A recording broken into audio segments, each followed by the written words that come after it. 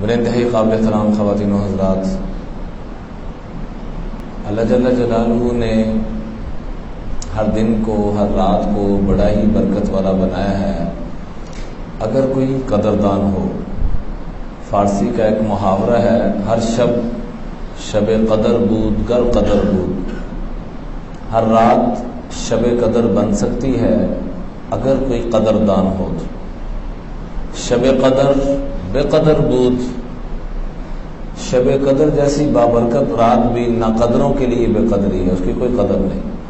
ہر شب قدر بود گر قدر بود، ہر رات ہی شب قدر بن سکتی ہے اگر کوئی قدردانی کر لے، اور شب قدر جیسی بابرکت رات بھی نا قدر انسان کے لیے بے قدر ہے۔ کچھ راتیں اللہ جل جلالہ نے بڑی ہی بابرکت بنائی ہیں، جسے کہتے ہیں لوٹ مار سیل، بڑی سیل اعلیٰ پیمانے پہ لگ جاتی ہے۔ وہ کچھ راتوں میں ایسی سیل لگتی ہے جو عام راتوں میں نہیں لگتی، تو ان میں تھوڑی سی محنت کر کے انسان بہت کچھ کما لیتا ہے۔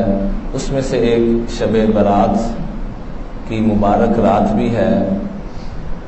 اس مبارک بادی کی طرف میں بعد میں جاؤں گا۔ غیروں نے ہمیں، جب پاکستان ہندوستان آپس میں تقسیم ہوا، کچھ ہم نے ان کو تحفے دیے، کچھ انہوں نے ہمیں تحفے دیے۔ ہم نے تو بڑے اچھے ان کو تحفے دیے کہ غیروں کو اپنا بنایا، اسلام میں داخل کیا، کئی ہندو سکھ غیر مسلم اسلام میں داخل ہوئے۔ لیکن انہوں نے جو ہمیں تحفے دیے اور ہم نے بڑی خوشی سے قبول کیے، جیسے جہیز کی بیماری، کہ آج ہماری ایک تجزیے کے مطابق 15 لاکھ سے زائد بچیاں اس وقت پاکستان میں صرف 15 لاکھ سے زائد موجود ہیں جن کی عمریں 50 سال سے تجاوز کر لی ہیں، اور صرف جہیز کی وجہ سے ان کی شادیاں نہیں ہو رہی۔ حالانکہ اسلام میں جہیز کا کوئی تصور نہیں ہے۔ جو جہیز کا تصور ہم نے قائم کر لی ہے، اسلام میں اس کا کوئی تصور نہیں۔ خوشی سے بیٹی کو کچھ دینا چاہتا ہے ضرور دے دے، لیکن یہ جو تصور ہم نے، اور آپ کو عجیب بات عرض کروں کہ جو لوگ ان بیماریوں میں پڑتے ہیں، میں اس منبر رسول پہ بیٹھ کے عرض کر سکتا ہوں، زندگیوں میں کبھی ان کو خوشیاں نصیب نہیں ہوں گی۔ کوئی بیوہ خاتون ہے، وہ اپنی بیٹی کا بوجھ اتارنا چاہتی ہے، ہمیں یہ جہیز چاہیے، ہمیں یہ ڈیمانڈ ہے ہماری، یہ چیزیں چاہیے، یہ چیزیں چاہیے، چیزیں آ جائیں گی، سکون چلا جائے گا۔ ہاں، ایسی میں آپ کو ہزاروں لاکھوں مثالیں دے سکتا ہوں کہ جن کے پاس بھی کچھ نہیں تھا اور لیا بھی کچھ نہیں، کہ انہوں نے اپنا لخت جگر کاٹ کے دے دیا۔ جس بیٹی کو انہوں نے جوان کیا، لاکھوں کروڑوں روپے اس پہ لگائے، اپنی ممتا، اپنے لخت جگر کو کاٹ کے سب کچھ قربان کر کے میرے حوالے کر رہی، یہی میرے لیے سب کچھ ہے، اس کی برکت سے اللہ میرے رزق کے دروازے کھولے گا۔ ایسی آپ کو ہزاروں مثالیں میں پیش کر سکتا ہوں کہ جن کو اللہ نے رحمتوں برکتوں سے مالا مال فرمایا، اور دوسری طرف کی بھی ہزاروں نہیں لاکھوں مثالیں موجود ہیں جنہوں نے ان چھوٹی چھوٹی چیزوں کے چکروں میں پڑے اور اپنا چھوٹا پن دکھایا، پھر اللہ نے ان کو جو چھوٹا پن دکھایا وہ میرے آپ کے سامنے ہے۔ ایسی تحفہ ہمیں انہوں نے اس بابرکت رات، جس کی اتنی برکتیں اور اتنے فضائل ہیں وہ میں تفصیل عرض کرتا ہوں، اس بابرکت رات میں ہمیں ایک دیوالی کا تحفہ دیا۔ جیسے جہیز کا تحفہ دیا، دیوالی میں وہاں انڈیا میں کیا کیا جاتا ہے، آتش بازی، پٹاخے، مختلف بیماریاں، رسومات کے ذریعے اس کو منایا جاتا ہے۔ ہمیں انہوں نے دیوالی تحفے میں دی اور ہماری اتنی بابرکت رات کا دیوالیہ نکال دیا۔ حالانکہ قرآن و حدیث کی روشنی میں دیکھا جائے تو اس کے کئی نام امام غزالی رحمۃ اللہ علیہ نے احادیث کی روشنی سے نکالے ہیں کہ یہ نسبت والی بھی رات ہے، یہ نسبت والی بھی رات ہے۔ اس کو لیلۃ البراء، جس کو ہم عام اپنی روٹین میں شب برات کہتے ہیں، برات کہتے ہیں بری ہونے کو، کہ اس رات میں اللہ تعالیٰ لاکھوں نہیں، کروڑوں نہیں، اللہ کے علم میں ہے کہ کتنے لوگوں کو بری فرماتے ہیں۔ کیونکہ حدیث پاک میں آتا ہے کہ اللہ جل جلالہ ینزل لیلۃ النصف، ان اللہ ینزل لیلۃ النصف من شعبان، اللہ تعالیٰ شب برات میں آسمان دنیا پہ ویسے تو روزانہ تہجد میں اللہ جل جلالہ آخری پہر میں آسمان دنیا میں جلوہ افروز ہوتے ہیں. مراد اس ہے کہ اللہ کی خوب رحمتیں برکتیں، لیکن کچھ راتیں ایسی ہیں کہ جس میں اللہ کی یہ رحمتیں، یہ برکتیں، یہ ساعات یہ مغرب کے وقت ہی شروع ہو جاتے ہیں. جیسے عرفات کا دن، اس کے بعد والی جو رات ہے وہ بھی عرفہ کے دن میں شامل کر دی تاکہ خوب وہی رحمتیں جو دن میں ہے وہ رات میں بھی نصیب ہو جائیں. شب قدر کے بارے میں یہی نسبت، شب برات کے بارے میں بھی یہی نسبت عطا فرما دی. تو اس بابرکت رات میں حدیث پاک میں آتا ہے ان اللہ ینزل لیلۃ النصف من شعبان، اللہ جل جلالہ شب برات میں اپنی رحمت برکتیں مغرب کے وقت ہی اتارنا شروع فرما دیتے ہیں، اور اتنا اتارتے ہیں فیغفر لاکثر من عدد شعور غنم کلب. بنو کلب عرب میں ایک بڑا مشہور قبیلہ تھا، اور جس کی مورخین تاریخ نقل کرتے ہوئے کہ اس وقت ان کے ہزاروں میں بکریاں تھیں. اللہ کے علم میں ہے کہ کتنی تھی، کہ مثالیں دی جاتی تھی کہ بکریاں دیکھنی ہیں تو ان کی دیکھو، اور وہ بھی جنگلی بکریاں جس میں بال بہت زیادہ ہوتے ہیں. مراد اس سے کثرت ہے، یہ نہیں کہ ان بالوں کے بقدر ہی ہوگا، مراد یہ ہے کہ اللہ تعالیٰ اس میں لاکھوں کروڑوں انسانوں کے گناہوں کو معاف فرما کر جہنم سے ان کو براءت نصیب فرماتے ہیں. تو ایک اس کا نام لیلۃ البراءہ ہے. پھر لیلۃ المبارکہ کہ اس میں اللہ کی بڑی برکتیں نازل ہوتی ہیں. ہم عام طور پر کثرت کے چکروں میں پڑ جاتے ہیں، برکت کے چکروں میں نہیں پڑتے. وہ ایک اللہ والوں کا واقعہ ملتا ہے کہ بار بار خواب میں اشارہ دیا گیا کہ فلاں جگہ اتنے پیسے، اتنے درہم پڑے ہوئے ہیں، جا کے آپ اٹھا لیجئے. تو خواب میں پوچھ رہے ہیں.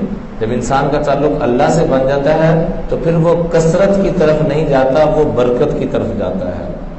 ہمارا ذہن بن گیا ہوا ہے کہ پیسے کے زیادہ آنے سے، زمین کے زیادہ آنے سے، میرا نام لوگوں کی زبانوں پہ زیادہ آنے سے مجھے برکت نہیں. مشہور ہو جائے گا. مشہور ہونا اور چیز ہے، معزز ہونا اور چیز ہے، مال کی کثرت کا آنا اور چیز ہے، برکت کا آنا اور چیز ہے. جب انسان کی ڈائریکشن ٹھیک ہوتی ہے تو تب اللہ یہ سوچ اور سمجھ اور فہم نصیب فرماتے ہیں. تو خواب میں بار بار پوچھ رہے ہیں کہ کیا اس میں برکت ہے؟ تو خواب میں بتایا جا رہا ہے برکت نہیں ہے. تو اٹھ کے خواب میں بیوی کو بتاتے ہیں تو بیوی آگے سے لڑائی کرتی ہے، گھر میں فاقہ پڑا ہوا ہے، آپ برکت کے چکروں میں پڑے ہوئے ہیں. تو تیسرے دن جب اللہ نے خواب میں بتلایا کہ فلاں جگہ 1 درہم ہے، تو خواب میں پوچھ رہے ہیں. اندر چونکہ پاک ہو چکا ہے، برکت ہے کہ ہاں برکت ہے. تو اس 1 درہم کے ذریعے سے کچھ مچھلیاں خریدی 2-4. گھر جب لے کر گئے تو اس میں سے ایسے ڈائمنڈ، ایسے نایاب ہیرے نکلے کہ اس وقت 20 خچر سونے کے بھر کے بادشاہ نے ان کو دیے اور وہ ہیرے ان سے خریدے. تو اللہ مال کی کثرت بھی دیتا ہے، برکت بھی دیتا ہے، اور یہ بھی ضروری نہیں کہ مال کی کثرت آئے گی تو برکت آئے گی. حضرت جابر رضی اللہ تعالیٰ عنہ 4 بندوں کا کھانا بنا رہے ہیں غزوہ احد کے اندر، اور آپ کو کہا یا رسول اللہ آپ کا پیٹ پہ پتھر باندھا دیکھ کر مجھے بڑی تکلیف ہوئی ہے، درخواست ہے کہ آپ تشریف لائیں. یعنی دلی طور پہ جیسے انسان کو دکھ ہوتا ہے کہ ہمارے آقا علیہ الصلوۃ والسلام اتنی شدت کی ساتھ بھوک میں جا چکے ہیں کہ 2 پتھر پیٹ کے ساتھ باندھے ہوئے ہیں، تو آپ تشریف لائیں، 2-4 ساتھیوں کو ساتھ لیں اور کھانا تناول فرما لیں. تو آپ نے ساری فوج کو بلا لیا، آج ابھی سارے آگو آج جابر نے کھانا تیار کیا ہے، تمہاری دعوت ہے سب کی ان کی طرف.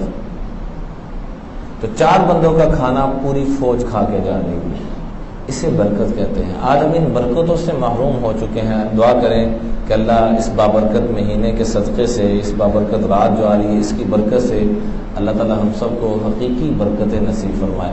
تو اس ایک رات کا ایک نام لیلۃ المبارکہ، لیلۃ البراءہ، لیلۃ المبارکہ، لیلۃ السک. تجاویز، دستاویزات جو ہوتے ہیں وہ اس میں تیار کیے جا رہے ہیں.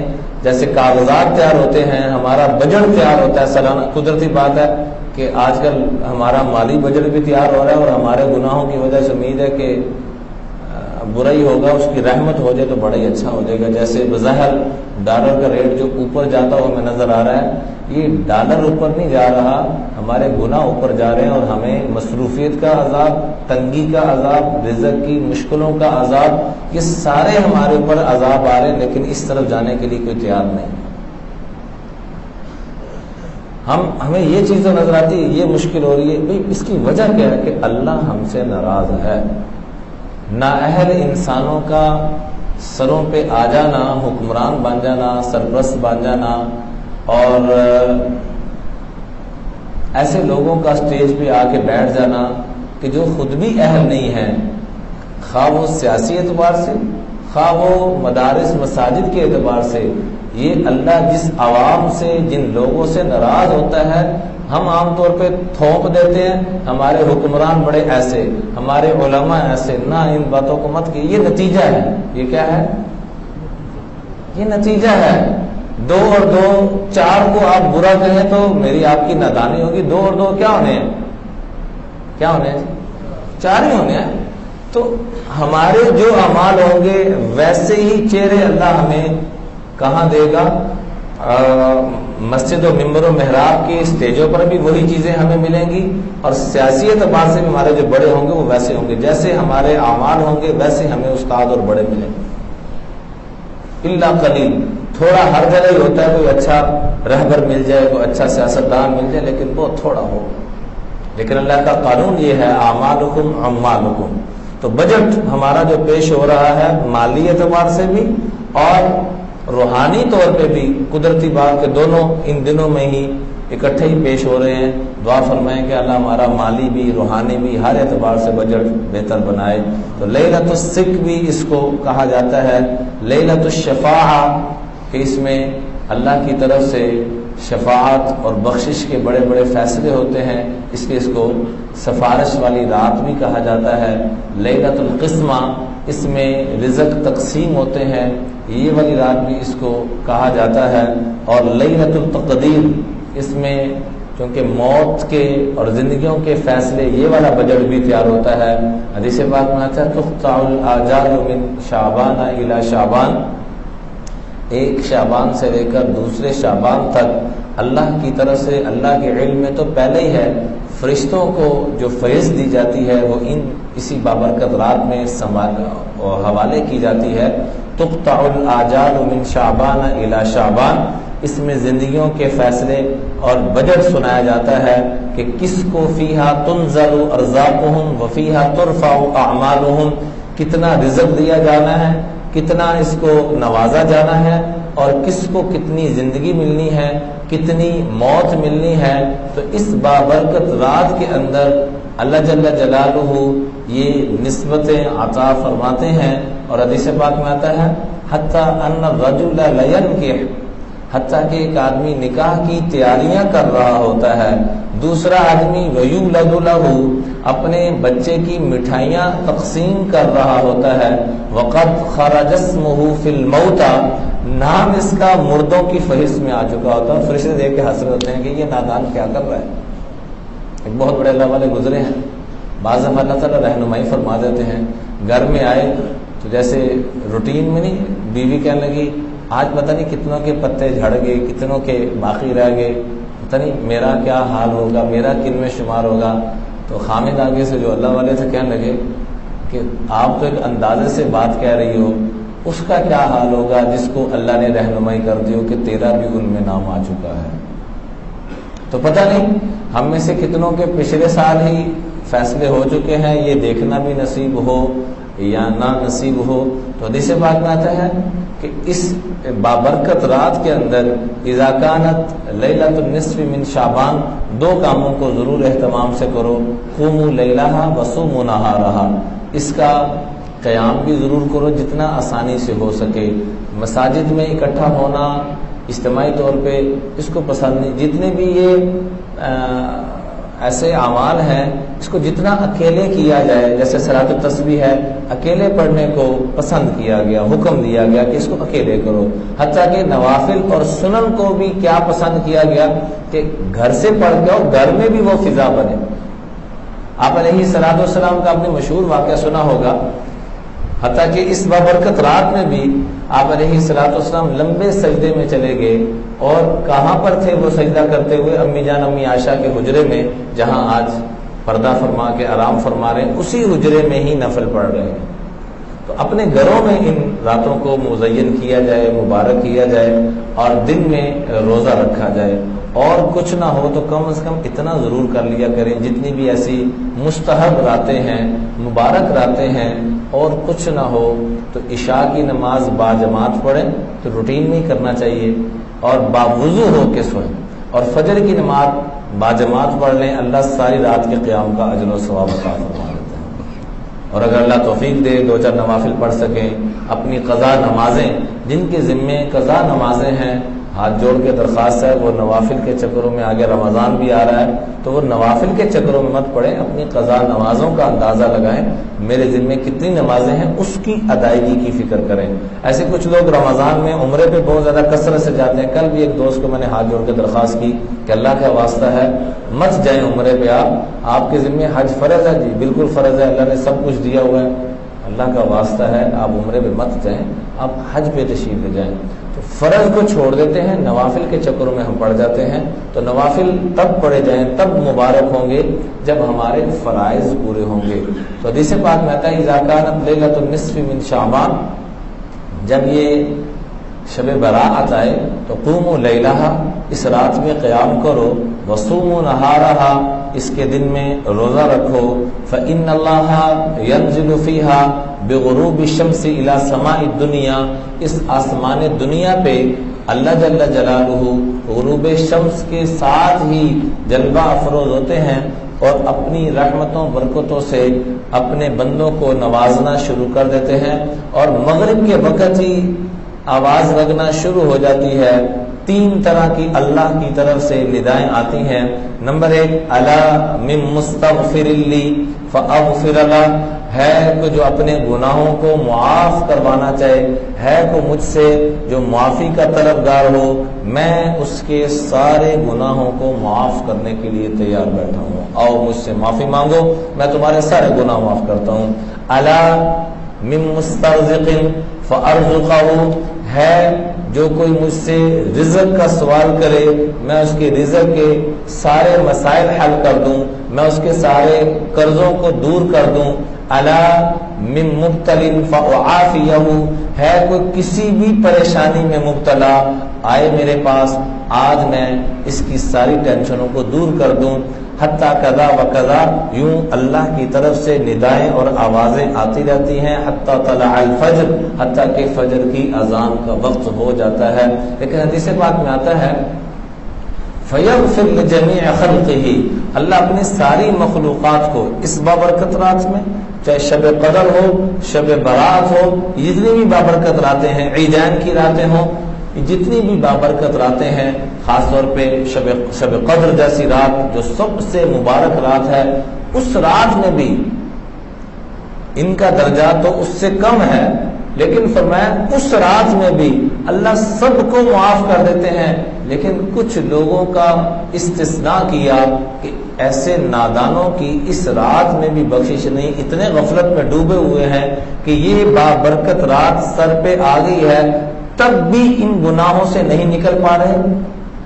اس میں سے سب سے پہلے جس کا تذکرہ ہے، مختلف احادیث میں مختلف بندوں کا تذکرہ، لیکن سب سے زیادہ جو ہر حدیث میں جو جملہ ملتا ہے وہ 2 بندوں کا خاص طور پہ ملتا ہے، الا لمشرک، جو غیر مسلم ہو یا مسلمان ہے لیکن عقیدہ اس کا ٹھیک نہیں ہے، اللہ کی ذات و صفات میں کسی کو شریک ٹھہراتا ہے، اللہ کی نہ ذات میں کوئی شریک نہ اللہ کی صفات میں کوئی شریک۔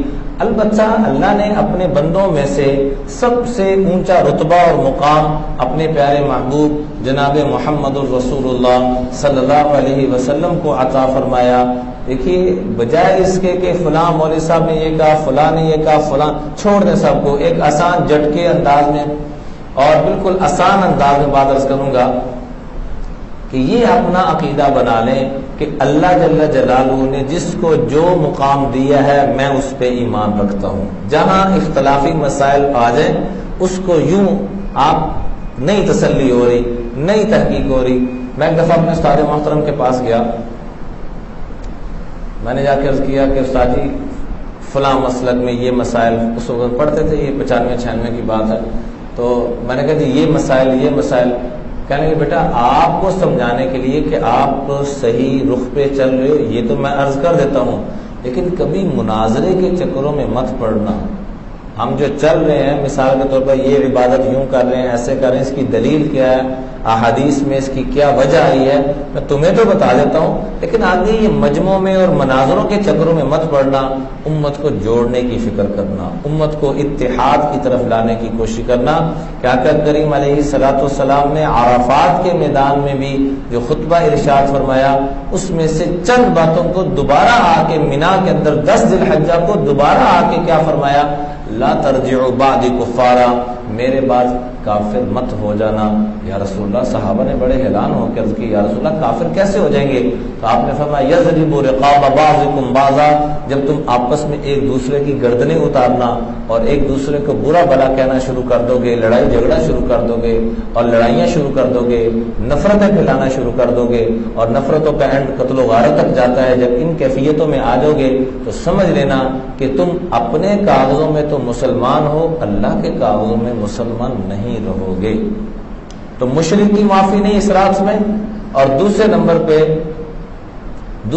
پہ مشاحن کہتے ہیں، ایک ہوتا ہے کسی کے ساتھ غصہ، اور کینہ اس سے بغض ہونا چھوٹی چیز ہے، اور کینہ اس سے بھی اوپر کی بیماری ہے۔ کینہ کس کو کہتے ہیں کہ غصے کے ساتھ ساتھ اگلے کو نقصان پہنچانے کی پلاننگ کر رہا ہو، یہ میرا فلاں دشمن ہے، اس کو یوں، اس کو یوں، اس کو یوں۔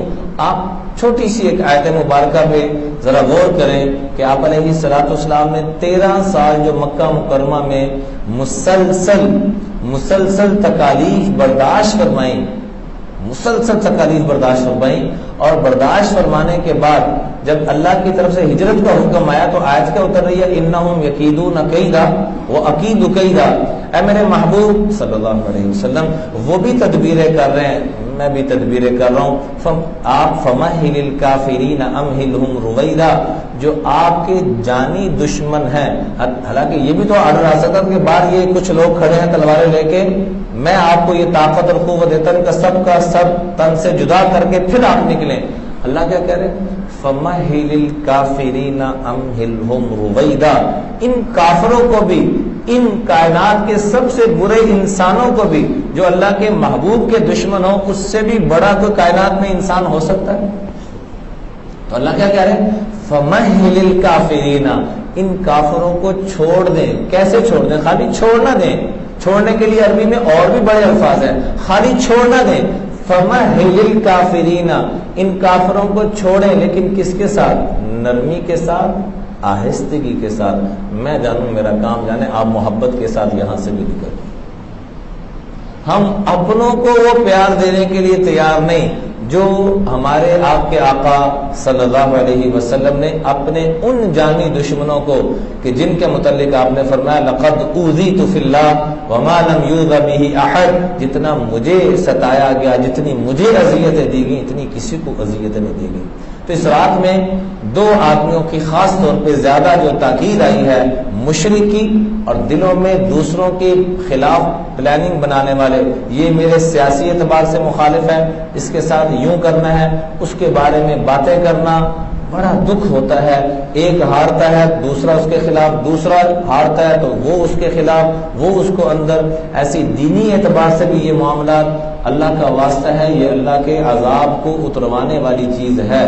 ہم یہ کہنا فلاں ایسے ہے، فلاں ایسے ہے، بھئی میں ٹھیک ہوں، میں اہل ہوں اس بات کا کہ اللہ مجھے سواری دے رکھی ہے، اللہ نے مجھے سواری بھی چھوڑے، اللہ نے مجھے رزق دے رکھا ہے، صحت دے رکھی ہے، عافیت، عزت، کتنے، کیا میں اب اس کے اہل تھے؟ میرے آپ کے جو اعمال ہیں کیا ہم اس قابل ہیں جو رب نے جو کچھ عطا کر رکھا ہے؟ اللہ یہ ساری چیزیں چھین لے، سب کچھ ختم کر دے، کیا کر سکتے؟ تو اس بابرکت رات میں کچھ نادانوں کی بخشش نہیں ہوتی، اس میں سے مشرک، مشاحن اور مدمن خمر، نشہ کرنے والا، مسبل ازارہ، اپنی شلوار کو ٹخنوں سے نیچے رکھنے والا. اندازہ کریں کہ شلوار ٹخنے سے نیچے رکھنے پہ آپ علیہ الصلوۃ والسلام نے فرمایا ما اسفل من الکعبین من الازار فی النار، کہ شلوار کا وہ حصہ جو ٹخنوں سے نیچے رہتا ہے تو وہ ٹخنا اور وہ پاؤں سارا جہنم میں جلے گا. صرف جوتا، کچھ نافرمان ایسے بھی ہیں جن کو صرف آگ کا جوتا پہنایا جائے گا تو اس سے ان کا دماغ کھولتا ہوا نظر آئے گا، تو جن کا پورا پاؤں ہی اس آگ میں ڈال دی جائے ان کا کیا حال بنے گا. اس لیے حکم یہ نہیں کہ شلوار کو اوپر کریں جیسے ہم اکثر یوں اوپر کرتے ہیں، حکم یہ ہے کہ شلوار پینٹ پاجامہ جو بھی پہننا ہے سلوائیں اتنا جو ٹخنوں سے مستقل اوپر رہے. یہ کوئی عقل مندی نہیں ہے کہ نماز کے وقت اوپر کر لیا اور روٹین میں وہ نیچے لٹک رہا ہے. یہ تکبر کی علامت ہے، اور تکبر کی ہر وہ علامت، خالی یہی نہیں، تکبر کی ہر وہ علامت، میرا موبائل ایسا دکھنا چاہیے، میری گاڑی ایسی دکھنی چاہیے، میرا گھر ایسا دکھنا چاہیے، میرے کپڑے ایسے دکھنے چاہیے، یہ جذبہ جس بیماری میں ہوگا یہ اس کو اللہ کی ناراضگی کی طرف اور اللہ کے جو قید خانہ ہے اس طرف لے کے جائے گا. ایسے ہی فرمایا قاطع رحم، جو رشتہ داروں کے ساتھ قطع تعلقی کر کے چل رہا ہوگا، اور خاص طور پہ میاں بیوی، سب سے اللہ نے جو قریبی رشتہ بنایا ہے وہ میاں بیوی کا رشتہ بنایا ہے. یہ جو آپس میں نفرتوں کے ساتھ چل رہے ہوں گے، ایک ہے خواہ مخواہ بیوی منہ بنا لے، خواہ مخواہ خامن بھی منہ بنا لے، وہ کچھ معذور لوگ ہوتے ہیں ان کی بات نہیں کر رہا. ہاں اگر قصور آپ کا ہے، قصور خواتین کا، جس کا بھی قصور ہے، جس کی وجہ سے واقعتاً اس سے غلطی ہوئی ہے، یہ سوچو بچار کریں. اگر نہیں ہوئی تب بھی جو پہل کرتا ہے معافی مانگنے میں، اللہ جل جلالہ کے پیارے محبوب علیہ الصلوۃ والسلام نے فرمایا کہ تمہاری عزت میں جو کمی آئے گی نا، میرے پاس کل قیامت میں آ جانا، میں اللہ کی قسم اٹھا کے کہتا تمہیں عزت کی چوٹیوں پہ پہنچا دوں. تو اللہ کے محبوب کی بات پہ کس کس کو یقین ہے جی؟ سب کو یقین ہے. تو سب نیت کریں کہ جس کا ہم نے دل دکھایا یا ہمارا کسی نے دکھایا، ماحول ایسا بنائے. ایک رسمی رواجی فون پہ واٹس ایپ پہ یہ ہماری جو ہے نا یہ آٹو مافیاں شروع ہو گئی ہیں، آٹومیٹک سسٹم چل پڑا ہے. یہ جعلی معافی، 2 نمبر معافی، یہ کوئی معافی کا طریقہ نہیں ہے. ماحول ایسا بنا، اور یہ بھی کافی نہیں اچھا باجی کو معاف کر دیو، اس کا مطلب یہ تھا کر دے نہیں کرنا تو نہ کر، تو بھی خسمان کھا تو میں بھی خسمان کھانا. یہ والی معافی اللہ کے ہاں کوئی محبوب نہیں ہے. ماحول ایسا بنائے کہ اس کے دل سے دعائیں نکلیں، خالی زبانی جمع خرچ نہیں، باجی معاف کر دی، مبارک رات آ رہی ہے، میرے سے کوئی غلطی ہوگی نہیں. ہم ماحول ایسا بنائیں کہ ہر ایک کے دل سے دعائیں نکلیں. یہ بندہ اللہ کی کروڑوں رحمتیں لینے والا ہوگا. اور دلوں میں کسی کی نفرت نہ رکھے، جس کے بارے میں آپ علیہ الصلوۃ والسلام نے فرمایا اے انس ان اردت ان تصبح وتمسی فلیس فی قلبک غش لاحد، اگر ہو سکے ان قدرت، اگر ہو سکے تو میرے بیٹے صبح و شام اس حالت میں کرنا. اور بعض لغت والے صبح و شام کا ترجمہ کرتے ہیں جوانی اور بڑھاپے، کہ جوانی اور بڑھاپا اپنا اس کیفیت میں لے کے چلنا. فلیس فی قلبک غش لاحد، کہ تیرے دل میں کسی کی بھی نفرت نہ ہو، کسی کا بھی بغض نہ ہو، کسی کا بھی تو برا نہ سوچ رہا ہو. دشمنوں کا بھی، جیسے ہمارے آقا نے دشمنوں کا کیا سوچا، اپنے بیٹی کے قاتل کو بھی سینے سے، اپنے چچا کے قاتل کو بھی سینے سے، کس کس کو سینے سے نہیں لگایا. اور ہم اپنوں کو بھی سینے سے لگانے کے لیے تیار نہیں، اپنی بیوی کو سینے سے لگانے کے. حدیث پاک میں تباہ و برباد ہو ایسا شخص. یا رسول اللہ کون؟ حضور بدوا دے رہے. یذل احدکم یضرب امرأته ولم یستحی، اس کو حیا نہیں آتی، ایک طرف گلے سے لگاتا ہے، پیار کی باتیں کرتا ہے، محبت کی باتیں کرتا ہے، دوسری طرف اسی کو ذلیل کرتا ہے. اس سے بڑا کون منافق ہوگا؟ یہ شوہر کو کہا جا رہا ہے. ایسے ہی ہر جگہ ہم محبت پیار کے دعوے باتیں، 2 روپے کا نقصان بعد میں ہوتا ہے اور ہمارے دلوں سے اور زبانوں سے نفرتوں کے بیج اور انبار پہلے سے نکلنا شروع ہو جاتے ہیں. تو آپ علیہ الصلوۃ والسلام ایسے شخص کو بد دعا دے رہے ہیں. فیصلہ خود کر لیں بد دعا لینی ہے کہ دعا لینی ہے. اور آخر میں فرمایا کہ قتل کرنے والا اس کی بھی صراط میں بخشش نہیں. کاہن، یہ جو نجومی ٹیبے لگاتے ہیں اور یہ ہاتھ دکھانا میرا فلانا ستارہ ہے، یہ سب لغویات ہیں. اس کا دین سے شریعت سے کوئی تعلق نہیں، اور نہ ہی ان پہ اعتماد کرنا چاہیے اور نہ ہی ان کی طرف جانا چاہیے. ایسے ہی ہماری چیز گم ہو گئی ہے، حساب لگائیں. چکروں میں نہیں پڑنا چاہیے۔ عریف کا لفظ حدیث پاک میں آتا ہے کہ اس شخص کی بھی بخشش نہیں، تو ان چکروں سے اپنے آپ کو بچانا چاہیے، اور غرباء پہ جتنا ہو سکے، اور سب سے زیادہ مستحق آپ کے اپنے رشتہ دار ہیں، اور خاص طور پہ وہ رشتہ دار جس کو منہ لگانے کو دل نہیں کرتا، حدیث پاک میں آتا ہے ایسے رشتہ دار پہ صدقہ کرنا کائنات کا سب سے افضل صدقہ ہے، اور سب سے اللہ کے ہاں اجر کمانے والا صدقہ ہے۔ اللہ تعالیٰ مجھے بھی آپ کو بھی پوری امت کو توفیق عطا فرمائے۔